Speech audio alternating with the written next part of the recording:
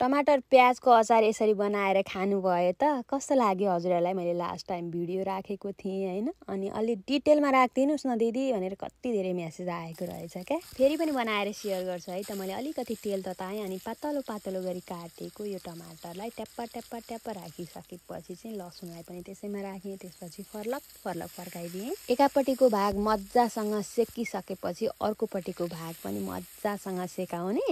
त्यही हो, लसुनलाई पनि दुवै साइड सेकाइसकेपछि मजाले पाक्छ अनि एउटा कचौरामा निकाल्ने।